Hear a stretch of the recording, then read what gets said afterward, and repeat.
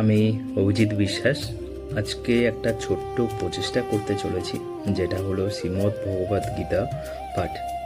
যে সমস্ত অধ্যায়গুলো আছে প্রতিদিন আমি একটা করে অধ্যায় নিয়ে আসতে চলেছি এবং সেই শ্লোকের বিশ্লেষণ, অর্থ থেকে শুরু করে সমস্ত কিছু আমরা জানব। তো আজকে যে শ্লোকটি পড়ব সেটা হচ্ছে প্রথম অধ্যায়ের বিষাদ যোগ থেকে নেওয়া প্রথম শ্লোক।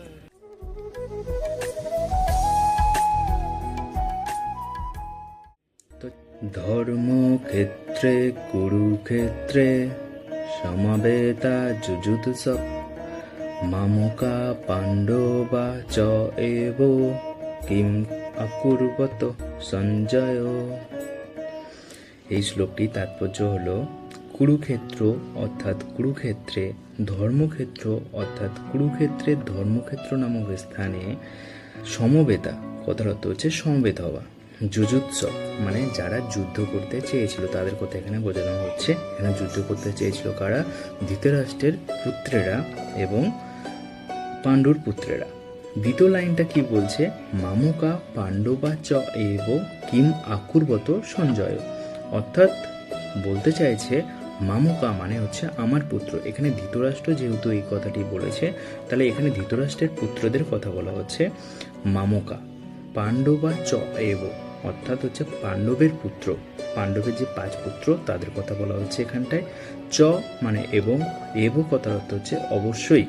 কিম আকুর্বত, কিম কথার অর্থ হচ্ছে কি, আকুর্বত কথার অর্থ হচ্ছে করেছিল। হে সঞ্জয়, সঞ্জয় যেহেতু লাস্টে আছে তো হে সঞ্জয়। তাহলে আমরা যদি একটা কথা এটা বলতে চাই তাহলে আমরা কি বলতে পারি? এর সার অংশটা কি? ধৃতরাষ্ট্র সঞ্জয়কে বলল, হে সঞ্জয়, ধর্মক্ষেত্রের কুরুক্ষেত্র নামক স্থানে যে যুদ্ধকামীরা উপস্থিত হয়েছে, অর্থাৎ তার পুত্র এবং পাণ্ডবের পুত্ররা যারা উপস্থিত হয়েছে তারা কি করছিল আমাকে বল। ঠিক আছে, তো এই শ্লোকটির আমরা এখন বিশ্লেষণ শুনব, কি বলতে চাইছি তাতে। মহাভারতে বর্ণিত ধৃতরাষ্ট্র ও সঞ্জয়ের আলোচনার বিষয়বস্তুটি ভগবদ্ গীতার মহৎ তত্ত্বদর্শনের মূল উপাদান। এখানে আমরা জানতে পারি যে এই মহৎ তত্ত্বাদর্শন প্রকাশিত হয়েছিল কুরুক্ষেত্রের রঙ্গাঙ্গনে, অর্থাৎ কুরুক্ষেত্রের স্থানে, যা সুপ্রাচীন বৈদিক সভ্যতার সময় থেকে পবিত্র তীর্থস্থান নামে খ্যাত। ভগবান যখন মানুষের উদ্ধারের জন্য স্বয়ং এই পৃথিবীতে অবতরণ করেছিলেন, তখন তিনি পরম তত্ত্ব সমন্বিত এই গীতাদান করেন। ধর্মক্ষেত্র অর্থাৎ যে স্থানে ধর্মীয় আচরণসমূহ অনুষ্ঠিত হয়, শব্দটি খুবই তাৎপর্যপূর্ণ কিন্তু, কারণ কুরুক্ষেত্রের যুদ্ধক্ষেত্রে ভগবান শ্রীকৃষ্ণ অর্জুনের পক্ষ অবলম্বন করেছিলেন। কৌরবের পিতা ধৃতরাষ্ট্র তার পুত্রদের চূড়ান্ত জয়ের সম্ভাবনা সম্বন্ধে অত্যন্ত স্নগ্ধ ছিলেন, অর্থাৎ সংশয় ছিল যে তার ছেলেরা জিততে পারবে কিনা। তাই দ্বিধাগ্রস্ত চিত্তে, অর্থাৎ দ্বিধাগ্রস্ত চিত্ত হচ্ছে তিনি কনফার্ম নন যে তার ছেলেরা জিতবে কিনা, তাই দ্বিধা হচ্ছে তার মনের ভিতরে। দ্বিধাগ্রস্ত চিত্ত, চিত্ত কথার অর্থ হচ্ছে মন। তাহলে দ্বিধাগ্রস্ত চিত্তে তিনি তার সচিব সঞ্জয়ের কাছে জানতে চাইলেন তারা কি করল। তিনি নিশ্চিত ছিলেন যে তার পুত্রেরা ও তার কনিষ্ঠ ভ্রাতা পাণ্ডুর পুত্রেরা কুরুক্ষেত্রের ভূমিতে যুদ্ধ করবার মানুষেই সমবেত হয়েছে। মানুষে মানে উদ্দেশ্য করে সমবেত হয়েছে। সমবেত কথার অর্থ হচ্ছে একত্রিত হওয়া, একজোট হওয়া। তিনি চাননি যে পাণ্ডব ও কৌরবদের মধ্যে কোনো আপোষ মীমাংসা হোক।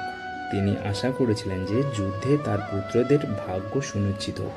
যেহেতু এই যুদ্ধে আয়োজন হয়েছিল কুরুক্ষেত্রে, যাকে বেদে আরাধনার ক্ষেত্র বলে উল্লেখ করা হয়েছে, এমনকি দেবতাদের জন্যও, তাই ধৃতরাষ্ট্র এই যুদ্ধের ফলাফলের উপর এই পবিত্র স্থানের প্রভাব সম্বন্ধে শঙ্কাকুল হয়েছিলেন। শঙ্কাকুল কথার অর্থ হচ্ছে সেই সংশয়, ঠিক আছে, বা উদ্বিগ্ন হয়েছিলেন। তিনি খুব ভালোভাবে জানতেন যে অর্জুন এবং পাণ্ডবের অন্যান্য পুত্রের ওপর এই পবিত্র স্থানের মঙ্গলময় প্রভাব পড়বে, কারণ তারা সকলেই ছিলেন অত্যন্ত ধর্মপরায়ণ। বুঝতেই পারছো তাহলে কি বলতে চাইছে। তাহলে ধৃতরাষ্ট্রের একটু সংশয় হয়েছিল যে এই যুদ্ধে তার ছেলেরা জিতবে কিনা, কারণ ধৃতরাষ্ট্রের পুত্ররা সঠিক পথের মাধ্যমে এই যুদ্ধে আসেনি, তারা বিভিন্ন ছল ও কপটের মাধ্যমে এই পর্যায়ে এসেছিলেন, কিন্তু তিনি ধৃতরাষ্ট্র নিশ্চিত ছিলেন যে পাণ্ডবের পুত্রেরা হচ্ছে অত্যন্ত ধর্মপরায়ণ। তো ধর্মপরায়ণ হওয়ার কারণে সত্যের জয় অনিশ্চিত, তো সত্যের জয় হতে পারে, তো এই জন্য তার একটু সংশয় হয়েছিল। সঞ্জয় ছিলেন ব্যাসদেবের শিষ্য, তাই ব্যাসদেবের আশীর্বাদে তিনি দিব্য দৃষ্টির প্রভাবে ধৃতরাষ্ট্রের ঘরে বসেও কুরুক্ষেত্রের রঙ্গনে দেখতে পাচ্ছিলেন। তার মানে বলতে চাইছে সঞ্জয় ব্যাসদেবের যেহেতু শিষ্য ছিল এবং তিনি আশীর্বাদ প্রাপ্ত ছিল যে দিব্য দৃষ্টির মাধ্যমে কোনো দূরবর্তী স্থানে কি হচ্ছে সেটা দেখতে পাবে। তো কুরুক্ষেত্রের যে রঙ্গানন ছিল বা যুদ্ধক্ষেত্র ছিল সেটা দেখতে পাচ্ছিলেন, আর তাই ধৃতরাষ্ট্র তাকে যুদ্ধক্ষেত্রের পরিস্থিতি সম্পর্কে জিজ্ঞাসা করলেন। মানে মহলে থেকেই ধৃতরাষ্ট্র এবং সঞ্জয় মহলে থেকেই তারা ওই যুদ্ধক্ষেত্রটাকে দেখছিল। কিভাবে না, সঞ্জয় তাকে বর্ণনা করছিল যে যুদ্ধক্ষেত্রে কি হতে চলেছে বা হচ্ছে। পাণ্ডবেরা এবং ধৃতরাষ্ট্রের পুত্রেরা ছিলেন একই পরিবারভুক্ত, কিন্তু ধৃতরাষ্ট্রের মনোভাব এখানে প্রকাশ পেয়েছে যে তিনি কেবল তার পুত্রদের উদ্দেশ্যে প্রণোদিতভাবে কৌরব বলে গণ্য করে পাণ্ডব পুত্রদের বংশগত উত্তরাধিকার থেকে বঞ্চিত করতে চেয়েছেন। এর অর্থ হচ্ছে কি বলতে চাইছে যে ধৃতরাষ্ট্র তার যে উত্তরাধিকারে পাণ্ডবদের পুত্রদেরকে বঞ্চিত করতে চাইছে।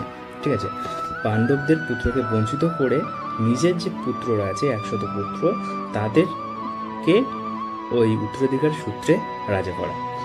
এইভাবে তার ভ্রাতুষ্পুত্র অর্থাৎ তার ভাইয়ের পুত্র পাণ্ডব পুত্রদের প্রতি তার মনোভাবের মাধ্যমেই ধৃতরাষ্ট্রের বিশেষ দৃষ্টিভঙ্গিটি সম্বন্ধে বোঝা যায়। ধান খেতে যেমন আগাছাগুলো তুলে ফেলে দেওয়া হয়, এই কথাটা বেশ ভালো লেগেছে।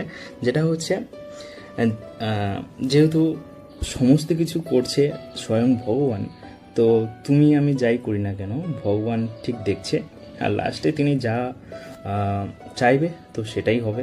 তো তুমি যাই করো করে নাও, তোমার সময় তুমি করো, কিন্তু ভগবান মুচকি হেসে বলছে আমারও সময় আসবে, সেই সময় আমি দেখে নেব। তো সেই ব্যাপারটাই এখানে উল্লেখ করেছে। ধান খেতে যেমন আগাছাগুলি তুলে ফেলে দেওয়া হয়, ঠিক তেমনই একই আলোচ্য বিষয়টির শুরু থেকেই এটি আশা করা হয় যে কুরুক্ষেত্রের ধর্মক্ষেত্র, যেখানে ধর্মের জনক শ্রী স্বয়ং কৃষ্ণ উপস্থিত ছিলেন, আগাছার মতোই ধৃতরাষ্ট্রের পুত্র এবং তাদের অনুগামীদের উপড়ে ফেলা হবে, যেটা বলছিলাম, এবং ভগবানের ইচ্ছাক্রমে ধার্মিক যুধিষ্ঠিরের নেতৃত্বে ধর্মপরায়ণ মহাত্মাগণের পুনঃপ্রতিষ্ঠিত হবে। অর্থাৎ ওই যে ধর্মক্ষেত্র, ওটা কি একটা ধর্মীয় স্থান, তো ওখানে মহান আত্মাদের পুজো করা হয়। তো সেই জায়গাটাতে এরকম একটা নিচুকর ব্যাপার হতে চলেছে, সে তো ভগবান তো শ্রীকৃষ্ণ সইবে না। তো ঐতিহাসিক এবং বৈদিক গুরুত্ব ছাড়াও ধর্মক্ষেত্র এবং কুরুক্ষেত্রের শব্দ দুটির এই হলো তাৎপর্য। তাহলে বিশ্লেষণ শুনে আমরা এইটুকুনি বুঝতে পারলাম, যেহেতু ধৃতরাষ্ট্র অন্ধ ছিলেন, তো তিনি যুদ্ধ করতেও যেতে পারেননি এবং যুদ্ধক্ষেত্রে কি হচ্ছে সেটাও দেখতে পারেননি। তো যেহেতু ব্যাসদেবের শিষ্য ছিলেন সঞ্জয়, তো তিনি একটা জ্ঞান পেয়েছিলেন। সেই জ্ঞানটা হচ্ছে কি না, দূর থেকে তিনি কোনো স্থানের কি হচ্ছে সেটা দিব্য দৃষ্টি শক্তির মাধ্যমে তিনি বলতে পারবেন বা দেখতে পারবেন। তো সেই দিব্য দৃষ্টিকে কাজে লাগিয়ে সঞ্জয় ধৃতরাষ্ট্রকে এটা বলছিলেন বা বিশ্লেষণ করছিলেন যে যুদ্ধক্ষেত্রে কি চলেছে। তো প্রথম অধ্যায়ের প্রথম যে শ্লোকটি, সেই শ্লোকে ধৃতরাষ্ট্র এটাই সঞ্জয়কে জিজ্ঞাসা করেছিল। তো আজকে এই পর্যন্ত, পরের দিন পরের শ্লোকটা শুরু করা হবে, দ্বিতীয় শ্লোক। তো নমস্কার।